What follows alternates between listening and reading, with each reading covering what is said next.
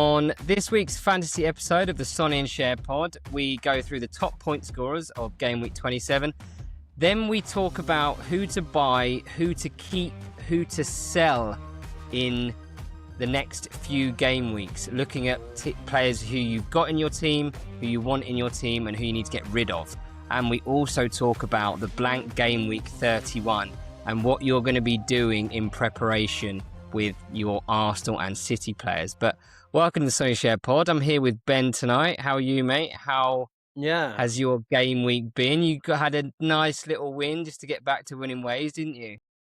I did, yeah. I think I had like 4 straight losses or something like that. So it was nice to have a comfortable win this week. I think I got the second highest score of the game week in the league. I was behind only Andy Jackson by a point, and it was thanks to Nico O'Reilly. Yeah. We'll start it's sweet in many ways. Yeah. We'll start with this. Because obviously Newcastle lost to him, but also I was happy that it was him banging in the goals. Yeah, you put in our group, didn't you? It was so funny because I was like O'Reilly double, and you were like, I don't know what to feel. Yeah, I was strangely like, as the goals went in, I was just staring at the screen. I was like, I just didn't know whether to be happy or sad. Fantasy is so brutal like that. It just takes out all the actual true fan. Yeah. But we'll talk. Yeah, we'll start with Nico O'Reilly. We'll talk about the top point scorers in this week. So O'Reilly came home with a massive 17-point haul with 2 goals against Newcastle. So he's now got 3 goals in his last 2. And I think, as you mentioned in our group again at the weekend, Ben, he's actually now playing in his favourite position, which is the centre of midfield. So I think City'd play a diamond and then a box, but like he's such an engine. He actually looks really comfortable in there. But 7.3% owned, amazing differential. Defo a keep if you've got him. I feel like that's gone up as well, because when I was messaging you boys as he was scoring, it was at 5.1%. So obviously everyone's, well, not everyone, but like that's a good chunk of people bringing him in. Yeah, it's one of those, because I think he's actually the most bought. Let me just have a look. I think he's the most transferred in this week. Oh, he is one of the most transferred in this week. Yeah, but I was going to say to you, I think, were you the only one in the league who had him, actually? I don't think anyone else has him. I could be wrong. Basically, the only reason I still have him is because I've been putting out fires elsewhere. Like I've had other priorities. So he's just been set and forget for me. I think I benched him the week before and he scored. It was the game against Fulham where he got a clean sheet and a goal. And he was on my bench, but luckily Matty Cash was injured. You know, for 2 weeks in a row, he sorted me out, so I'm going to keep him for now. Especially, as you say, instead of mid, and he's a defender on the game, so he gets the clean sheet points when they keep cleaner. He's flying. It's just that factor, isn't it? At the moment, like I think, like you've just got to keep him. But would you bring him in with that game week blank in 31? I don't know. I've just learned about this blank. In 31, it's a tough one. We'll talk about it later on. But yeah, free hit. Yeah. It's a tough one. But we'll move on to a few more. Dean Henderson with a 16-point haul for Palace. I think that's the biggest point haul for a keeper this season, with a penalty save, clean sheet, and 3 bonus. I was actually playing Farney at the weekend, and he was the only one in the league who had him, which cracked me up. And I still beat him somehow. Did you win your matchup by about 2 points? I think I did, and I played my bench boost, which sorted me. But I was laughing because I was like, it just shows how volatile FPL is. Like, if Wolves score that, I win so comfortably. And then he saved a pen, clean sheet. He would have gone from, I think he would have obviously got about 2 points if Wolves scored it. So it was like a 14-point swing. But luckily I still won. But yeah, biggest point haul for a keeper. Very good. And then we'll just talk about 2 of the Arsenal boys who, particularly Eze, obviously loves playing against Spurs. So 14 points, another 2 goals against Spurs, 5 this season in 2 games against his North London rivals. So he started against Brentford in game week 26, but he only played 45 minutes. And the last game he started, amazingly, was game week 16. But he's still somehow 8% owned across the game, which I don't know if that was after the weekend, but absolutely baffles me. And obviously the biggest point scorer in the whole of FPL had him in their team. What do Yeah. you think about Eze? It was just That's a such bit of hit and hope, isn't it? Yeah, I'm not surprised he's only 8% owned, considering what he got zero minutes between, or not 0 minutes, but 0 starts between Yeah, game he week did. 16 Yeah. and game week 26. So I'm not surprised he's that low ownership. What cracks me up about that is, like, it used to be you dread facing your former player. So, like, I'm dreading Alexander Isak playing Newcastle, but now Spurs have Yeah. to dread people that they've had bids accepted on. Like, he almost went to Yeah. Spurs, didn't he? And then Arsenal came in at the last I know. minute. It's like, I don't know what his agenda is against Arsenal, but I think he's got 6 goals this season, 5 of them against Spurs and 1 against his previous team, Crystal Palace. So that is some record there. It's actually quite a cool stat for like if you did have a bit of a hunch, you might have gone with yeah, him yeah, before the yeah, game. Like, I true. was thinking about Because it, of his like, hat trick. Yeah. yeah, because I'm in a draft league as well with a few lads, and Mm. one of the boys and his mate, they had Eze, and they were chirping before the game, and I was thinking, do you know what? Like, and then I saw him starting, and I was like, he could actually pop off, and then he started Yeah. scoring, and then the WhatsApp started flying, and I was cracking up. It's so good when a differential like that goes off for you. Like O'Reilly for me was this week, but people with Eze only 80% owned. That's a It's the great way to best go up the feeling. ranks. It is the best. I don't think I've had that feeling since Wilson did it for me when I bought him in when he was Yeah, really, really lowly owned and got like 16 points. I literally haven't had it since, yeah, um, but yeah, no, we'll also talk about Gyökeres. So yeah, finally, 13 points. The Swede, I think, put in his best performance to date in an Arsenal shirt, scoring an excellent yeah. brace. And I think he showed what he can do. He's actually now got 10 Premier League goals. And those 2 finishes were top class, weren't they? Like, Mm. he obviously has a rocket in his right foot, doesn't he? Yeah. What's really funny about that is I think he was the most transferred in player for the double game week, Arsenal's double game week, and obviously he blanked both those games. So Yeah. it's true FPL, karma, or that Yeah. the fantasy gods. Everyone brings him in. He blanks on the double game week. So I don't know how many people kept him after that, but it did eventually pay dividends, didn't it? Moving him Yeah, it in. did. But It did. yeah. No, it did. I think I was actually really impressed with not only the 2 finishes, but just like his work rate is frightening, isn't it? The only thing I don't Yeah. think he's not very good at actually receiving the ball to feet, but his touch for the first goal, literally Mm. just set it, and then he just I think he's more of like an instinct finisher. When he doesn't have time Yeah. to think about it, he can just like out of his feet, bang. If you've seen a few goals when he was at Sporting Lisbon, it was very much like no thing. I'm just going to kick through it, basically. But no, I So think 10 Premier League goals now if you think about all the strikers that came into the Prem over the summer, Ekitike, Voltemade, Gyökeres, Isak, who else? João Pedro.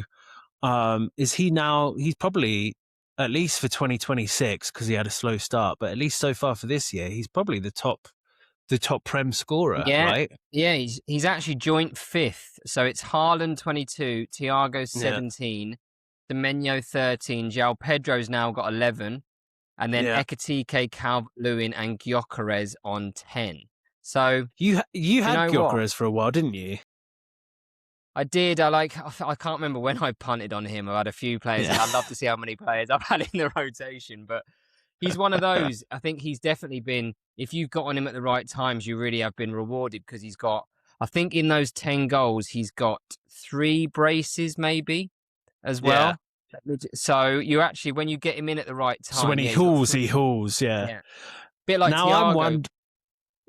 I'm wondering now though, Siege, and I want to get your thoughts on it. With Arsenal looking not as solid at the back, everyone's been double up on Arsenal defence, or they have Raya and Gabriel, or Gabriel and Timber, and then in midfield, people have gone for Rice over Saka. are we going to see now, with a lack of clean sheets from Arsenal in recent weeks, people dropping the double Arsenal defence and going with someone like Gyökeres up front for their third Arsenal player? I don't know. Yeah. What do you think? No, I was literally going to pick your brain as well, because I'm actually getting quite frustrated with the double defence, particularly. I know even like Timber, he got an assist and then came off in like the 54th minute of the weekend, sort of thing. Booking as well, so it didn't even feel like a good haul. Exactly. I'm definitely, I think, coming into that game week 31, which I said we'll speak a little bit more about it later, but I'm actually potentially looking to maybe shift one of them on to get someone else in to sort of plug a hole. But I really don't. If I'd like to see a few more goals from Gyökeres, a bit more form before I put him in, because he is quite expensive, isn't he? What is he? 8.8. But if he keeps seeing this form, like if he's doing it one every two, I don't even mind if he's doing it one every 2 or 3 games, as long as he's actually consistently scoring, because it's actually quite sporadic at the moment. Because he's obviously got 2 at the weekend, then he had 2 blanks in the double. He obviously got 2 against Sunderland, 1 against Leeds, and then obviously I think he had a 4-game gap up before that. So for his price, he's not consistent enough. But I do like him if he continues that form, to be honest. Yeah. I quite like that little treble up with Gabriel, Rice, and him. Nice little set and forget that. But the last player I want to talk about this week in the points was Raul Jimenez. So he got an 11-point haul against Sunderland with a brace, one from the penalty spot, accompanied by an excellent header. He also only played 64 minutes against Sunderland, but I was actually just thinking about him as a really good budget third forward. He's 6.1 million. Fulham have got a very favourable next 4 fixtures after Spurs. So they've got, who have they got? Let me just get their fixtures up. Which actually sort of Harry Wilson in mind as well, which I'll talk about him in a little bit. But they've got Spurs at home, West Ham at home, Forest away, and Burnley at home. So 3 out of their next 4 are home games. He's on penalty, isn't it? I'm not sure I'll go for him, but like if I had a few transfers, because I'm thinking like, do you get rid of João Pedro, because Chelsea's fixtures are awful, but like he's on absolute flames at the moment. You can't get rid of him, can you? It's really difficult to pick between João Pedro and Thiago, I think, at the moment. I took Thiago out for João Pedro, and that was quite well timed. Although, as you say now, Chelsea's fixtures get really difficult, starting with Arsenal away. So, and then Brentford's fixture list is now easing up. So, do you swap out João Pedro back for Thiago again? That's one of my conundrums at the moment. I've got them both actually. So I was just gonna just there sort of see. How could you afford that? And you got Haaland. Yeah. The midfield's a little bit scratchy. I need to I went for that Ismail Assar punt. Obviously, that didn't pay off as well. Never does, mate. Never does. He's absolutely haunts me. But we'll go on to the next section, which I thought would be quite cool just to talk about. So, buy, keep, sell. So just for the next sort of 4 or 5 game weeks, I've just got a few names I wanted to throw at you and see what you think. So buy is obviously players to buy, not that highly owned, but players to maybe get in your team ahead of these next 4 weeks. But the first one is Virgil van Dijk. 26 points in the last 2 games with a goal and assist, 2 clean sheets. Liverpool's fixtures are fantastic coming up in their next 5. West Ham at home, Wolves away, Tottenham at home, Brighton away, and Fulham at home.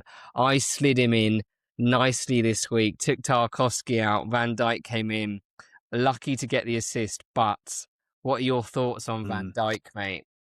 Very, very tempted, mate.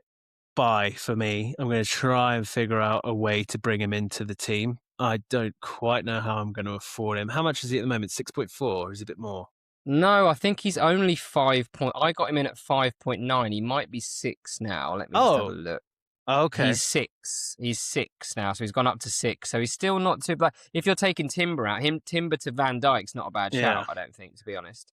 Yeah. And then it gives you that he's going to be in that case, definitely buy. Yeah. And he's going to be playing in game week 31, and Timber hasn't got So maybe wait. I don't know. Fixtures are pretty good. It's not a bad little straight swap there.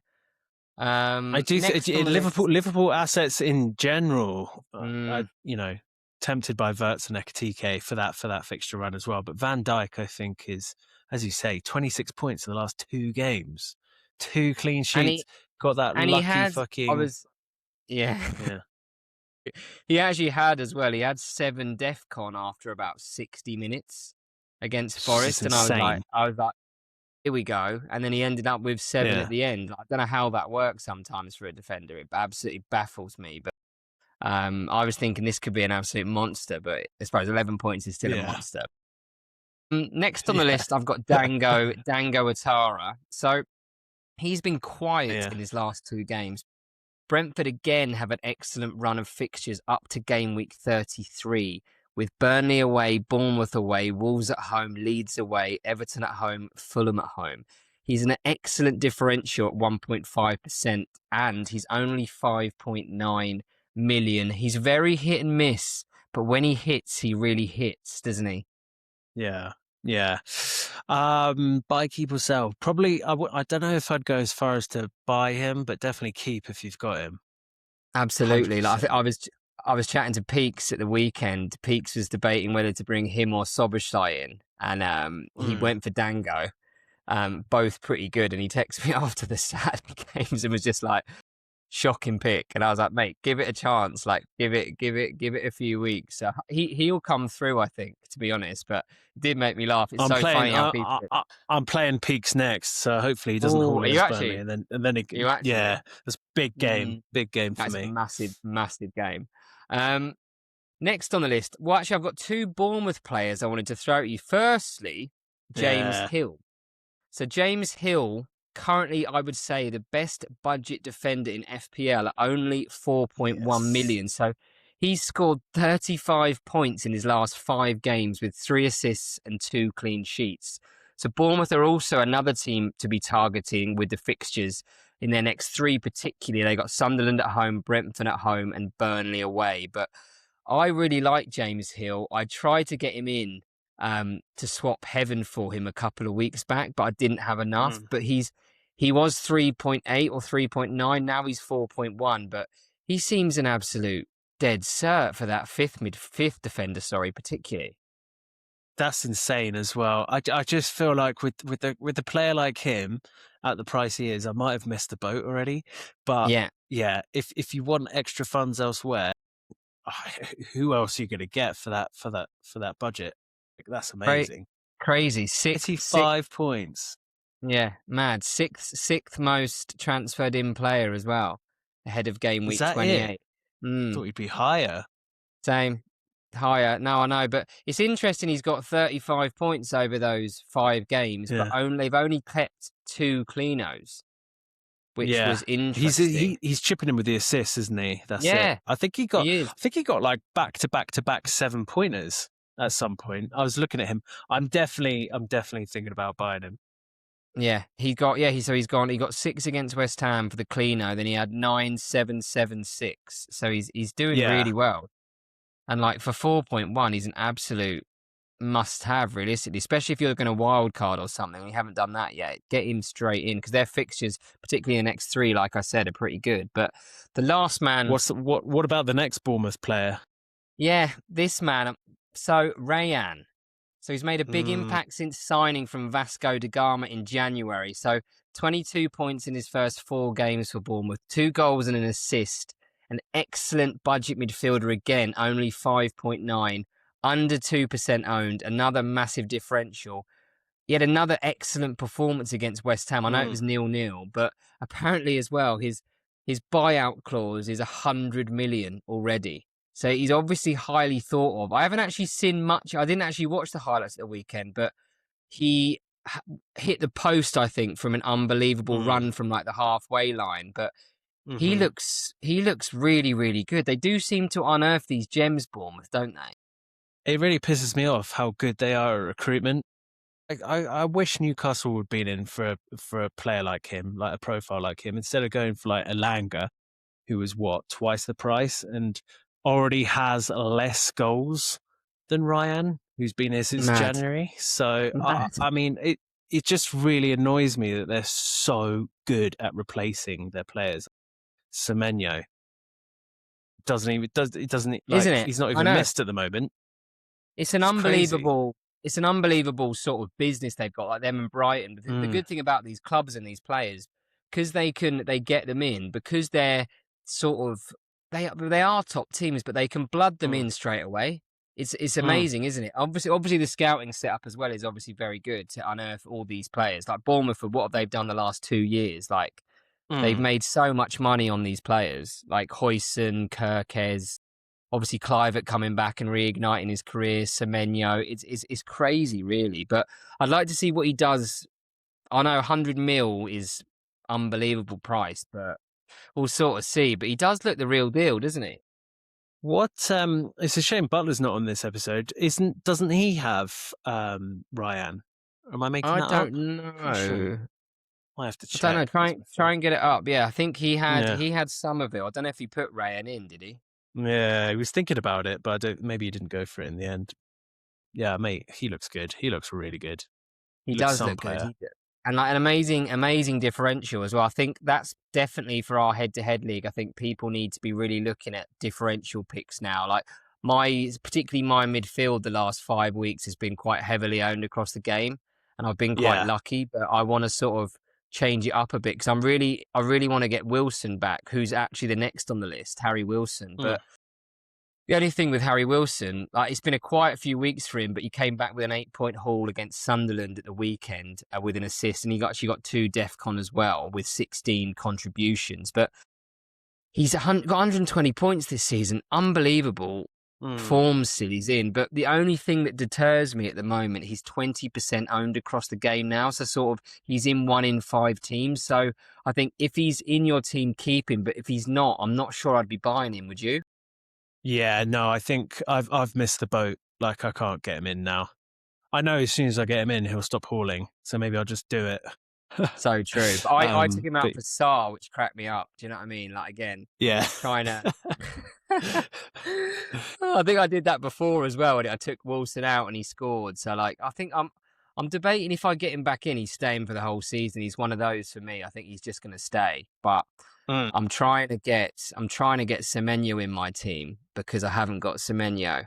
I think even with that game week 31 coming up, like you have to have Semenyo 50% owned, don't you? Realistically, Yeah, yeah. He's a hard one to not have in your team at the moment. I also had the FOMO since he went to City and then started on fire. I was like, right, I've got to get him in because you got otherwise to I'm get just him in. be jealous of Absolutely. everybody else. But this next player will really interest me because I know you got him as well, Morgan Rogers. Just before I say anything, Yeah. what is your thoughts? What are your plans for Rogers moving forwards? Do you know what I said to you a few weeks ago? I think it was before Newcastle played Villa. I was like, Villa dropping off now. They're hitting a bit of poor form. They look a bit tired. They've been, overperforming their XG for a while. So is Morgan Rogers. So I'm Yeah, truly on the fence about Rogers. He might be on his last chance saloon against. He's got Wolves away. yeah, yeah. Um, Defo if keep he for that, blanks me. in that, yeah, keep for that. But if he blanks from that, then surely that 7.7 mil can go to someone who's a bit more in form at the moment. Because I just Literally. watching Villa, you know, I watched Newcastle Villa. Obviously, Villa beat us at home, and then I think the following week they got like a last minute winner against Brighton, and then they've had a couple of shock results at home, including against us in the FA Cup. It's a really tough one to call Villa at the moment. They're a bit inconsistent. I've got Cash and Rogers. Rogers is, I think Cash is a hold, and then Rogers might be. I might move him from keep into sell category here. Might disagree with Yeah, you there. it is tough. It is tough. Like I only put him in the keep because keep for this game, this Wolves game. Yeah, yeah, I don't think there's any point selling him, but I think you're so right when you say that 7.7 million can actually be spent so much better yeah, elsewhere. And the thing with Rogers, which is annoying, is he sort of returns every like 4 games or so. So like yeah. I've put here, he's got he's got 1 goal and 1 assist in his last 7, but they basically came like 3 games apart, if that makes sense. And he just keeps you interested, doesn't he? He gets that 10-point haul, and you're like, right. And then because actually you think, oh, I'm glad I kept him. And then he blanks like 2 or 3 times. You're like, I'm going to get rid of him. And then he brings you back in with that haul, which I'm sure he will do at the weekend. I'll be like, oh no, I'm going to keep him. But pretty much. It's tough to do. I Spot think on. it's a lot harder than, because last year he was like 5.5 or something, or 5 mil. It was an easy hold for the end of the season. But like 7.7 is a fair budget. Like you could even change that around to sort of get a premium midfielder, and if you wanted to go for a Palmer or so, you could actually maybe take him down to a Dewsbury Hall if you wanted to, save almost 3 mil, and then take someone up to a Palmer. But yeah, definite keep for the Wolves game, I would say. But the next one, Hugo Ekitike, I don't have him. 0 goals in his last 3, but again, Liverpool's upcoming fixtures: West Ham at home, Wolves away, Spurs at home, Brighton away, Fulham at home. I'm not sure. I think if you've got him, definitely keep him, but I'm not sure I'd be getting him in. I'd love to have the funds, but what do you think about Ekitike? Or if you're thinking about Ekitike or Gyökeres, who would you go for out of those two? That's quite an interesting question, actually. Oh, yeah, that's a tough one. That is a tough one. I really like Ekitike as a player. He looks great, passes the eye test, but as you say, 0 goals in his last 3.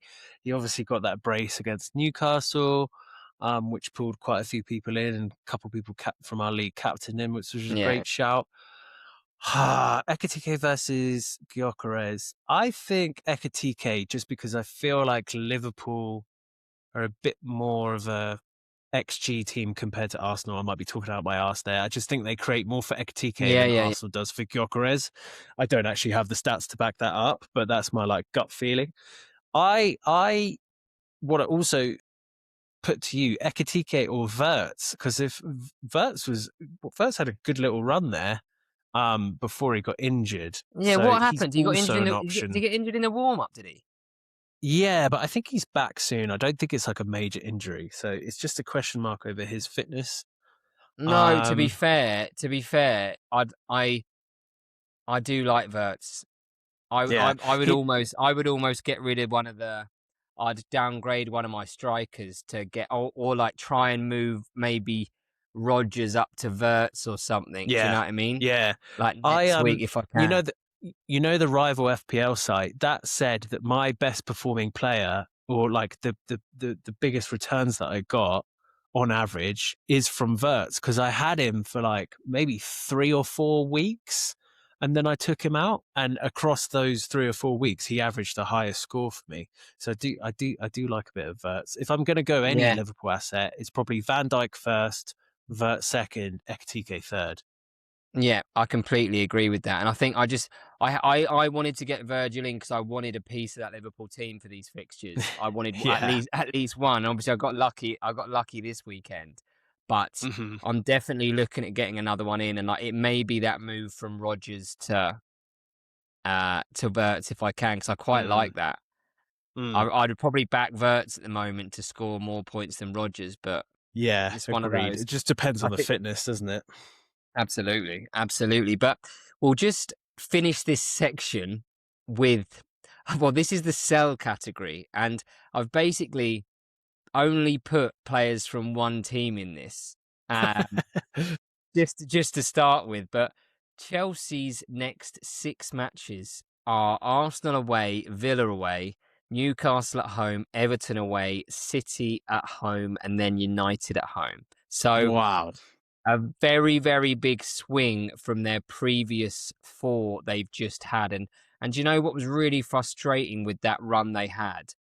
They actually only kept, how many clean sheets? They kept one clean sheet against Brentford at home. They conceded to Palace, West Ham, Wolves, Leeds, and Burnley. Do you know what I mean? Which was just ridiculous, really. It summed it up on at the weekend with that last minute equaliser from Burnley. But So that those sorted me out, by the way, because Charlie had Sanchez and Chalobah. Yeah, it And sorted me I was out. in real trouble. It sorted me out as well because Farney had Chalobah and he had João Pedro captain. So before Fleming scored, João Pedro was on for 3 bonus, Chalobah was on for 2 bonus, and I was thinking, this is me done. And then Fleming scored and all the points went down, and I was laughing. I've had so much luck. If you actually go on my luck rating on the Rival FPL now, I think I was like 22nd. Now I'm 5th. Wow. Nice. So as a result of those fixtures, Blues midfielder Enzo Fernandez and centre-back Trevor Chalobah are the most sold players in the game week, moved on by 178,000 managers, respectively, ahead of their visit to Arsenal. Forward João Pedro and goalkeeper Robert Sanchez are also the most sold players in their positions, earning a combined 135,000 transfers out. Should FPL managers be selling all of their Chelsea players, or are any of them worth keeping? Just before I go into it, Ben, what do you think to that question?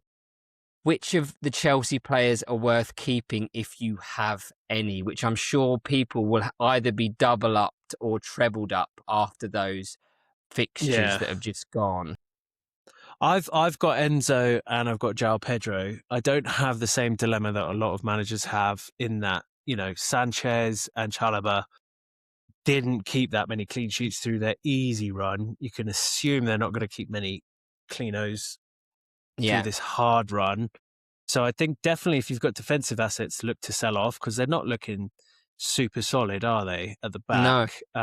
They'll score goals, and I'm really debating whether to bench João Pedro or keep him in because he's on fire at the moment. He's got Arsenal away, which is a really tricky fixture, but he's been really good, and Arsenal have been a bit vulnerable. So it's a really tough one. I think that, as I said earlier in the episode, the kind of dilemma for me is João Pedro versus Thiago. Thiago's got the better fixtures and is cheaper. But you'd have to say João Pedro's in better recent form. And do I actually want to use a free transfer on attack at the moment? Or should I try to sort out defense? So it's it is an dilemma. interesting one. Yeah, no, it's an interesting one. And I'll just sort of build on that point you were talking about Chelsea players. I know we're talking about selling them, but João Pedro and Cole Palmer are the top scoring players in fantasy since Rafinha first took charge 6 game weeks ago. João Pedro has been involved in 10 goals over that spell, scoring 5 goals and assisting a further 5 to amass 55 points. So it's that prolific form added to an ownership of 57%, making him the 3rd most selected player in fantasy, which is giving managers the biggest dilemma, I think, about selling him. But while João Pedro is the most sold forward in the game week, he's also the 3rd most bought player in that position in fantasy, which indicates some managers are backing him to overcome the tough run sort of with his form. Interesting. I haven't really noticed that before, like the most sold, but also some of the most bought. Like, that's weird. It's an interesting one because I think you didn't see that too much, do you? And I think with this year with fantasy, like there's been a lot of players picked based on fixtures and not many players have been picked based on form. Like I want to change João Pedro out for the fixtures, but like you can't take him out at the moment. He's on absolute flames at the moment. Like his recent, I've just got his so he's just the last, oh my gosh. So the last 1, 2, 3, 4, 5, 6 game weeks, he's got 7, 10, 8, 10, 12, 8. That's pretty insane. Which is really madness. Insane. Do you know what I mean? And which is like you can't be dropping him, can you? I know you're on about benching him, but even against Arsenal, I could still see him popping up. Yeah, same. Yeah. What about Cole Palmer though? Just quickly about Cole Palmer. I'm not sure. Man, if I could afford him, I would do it. But he's just 10 mil, isn't he, or 9.9 or something? And it's just like you'd have to really change around your team to get him in at this point. 10.6 he is. Yeah, so expensive. For someone, he's not in amazing form. I know he's. That sounds strange to say when you just said Cole Palmer and João Pedro are the top scoring players in fantasy since the new manager came in. Yeah, that's a tough one. I don't feel like he's at his best yet. I don't know. He's not at all. Like apart from those 2 amazing weeks he had in game week 25 and 26, he's done absolutely nothing this season. Do you know what I mean? Like, I know Peke's got on him and he Peke's captained him and he did pretty well. when he scored the hat, like, which just absolutely cracks me. But he's captained him for about 4 weeks now, I think. And obviously he's done well those 2 weeks, but he captained him this week and his game week was pretty much done. I think he still won his head-to-head, but no, I think if you've got him, he's a definite keep because he's way too expensive to get rid of, I think, at the moment. But if you don't have him, I wouldn't be dismantling my team to get him in, you know? Yeah, absolutely. Right, just to finish, mate, I just wanted to just briefly get your opinion on that game week 31. So there's a blank game week in game week 31 for City, Arsenal, Palace and Wolves. So I was just talking to you before, wasn't I? I think a lot of people will be heavily invested in City and Arsenal, particularly I've got 3 of each, so 3 of each. Do you know what I mean? And it's one of those. Do you use your free hit or do you try and change it around? Because I think there will be potentially another blank game week in sort of 36 or 37, which actually could be an even bigger blank for about 6 or 7 teams. But I'm not sure about that because I saw someone say that and I actually was like, I shat myself a bit because I was going to play my free hit. A free hit's definitely on the cards for it, but would you potentially be looking at moving a few players around to keep the free hit, or what do you think you're going to be doing? Oh, do you know what? I was going to try and save the free hit in the triple captain for the playoffs, which hopefully I'll be in. Having learned that it's a blank game week for City and Arsenal, that's 6 players missing. So do I take the hit and just lose my head-to-head, or do I play the free hit in game week 31 and then save triple cap? Fun, isn't it? That is a tough one. It's because it's looking at, like you were saying, so you've got what? We've got 28, 20, we've got 3 game weeks coming up to it. So do you get rid of a player every week? Do you know what I mean? So you can bench 3 of the players. That's obviously another strategy. I saw a few people talking about potentially getting rid of Rice maybe, but I quite like Rice. He's got so many weeks to point. And it's what you were saying. I think my dilemma is the double up. Do I get rid of one of those? Because but when it comes in, it's so good. But when it doesn't, it's horrible, isn't it? Yeah, it's awful. I think they conceded pretty early on in the derby, didn't they? It was before like the half straight hour away, mark, wasn't it? Maybe around there. Yeah. I mean, I was just like, oh, for fuck's sake. As soon as that, the 2 cleanos are out the window. I had tripled up or doubled up on Arsenal defence with the captain for Gabriel in the double game week, and they didn't keep clean sheets in either of those either. So I think probably what I'll do, what the most sensible thing to do is a free hit for game week 31. To be honest with you, especially if you're trebled up on both, because I've got Haaland, Rice, Gabriel, and Timber, but this week I need to get Semenyo in. Because City have got nice little fixtures going up to that game week. So City have got up to game week 31. They've got Leeds away, Forest at home, West Ham away. Like, I can't not have Semenyo for those 3 games. You know? Yeah, true. But then I'll have to sort of. Do I go with like 10 players in game week? I don't think you can with head to head, can you? I can't because I need to win. Like I've won 4 in a row, and I'm still 4 points off the playoffs, sort of thing. Yeah. You got to go for it, don't you? So you'll probably do the free hit. Sweet, mate. Well, enjoyed that. Game week 28, up and coming, will be shortly upon us. Be interesting to see what people's teams are, who they've gone with. I think the captaincy definitely is starting to change around a lot more, which I think is really good for the game. Like in our league, wasn't it? We had João Pedro. I think Haaland was only captained 6 times out of 24 players, which was interesting. Which makes him actually a bit more, a bit more of a differential captain, which was good. That sorted me because I was playing Farney, who didn't have him. But it's really starting to get interesting now with that happening, I think. What do you think? Yeah, absolutely. My whole tactic of set and forget Haaland captain has fallen by the wayside in recent weeks. Like João Pedro's been my go-to. Bruno Fernandes is at home to Crystal Palace this weekend, and you'd fancy him to do something there. Yeah, mate. I just Haaland's a bit quieter than he has been throughout the season. Still on course for like a 30-goal season, which is just insane. But I know. it's much more interesting, isn't it, with the different captains, especially people going for like Rice and the double game week and stuff like that. So yeah, absolutely. Fantastic, mate. Right, we'll sign off. Do you want to do the honours, pal? Yes, mate, because I got a big game against Peaks, so may the fantasy gods be with you and me. See you Friday. It's the Sonny and Shah Fantasy League. And even though Son has left for the MLS, our head-to-head league is still the best. Hosted by Alex, Ben, CJ, ABC. Easy as 1, 2, 3. It's another fantasy podcast. Oh, fuck me.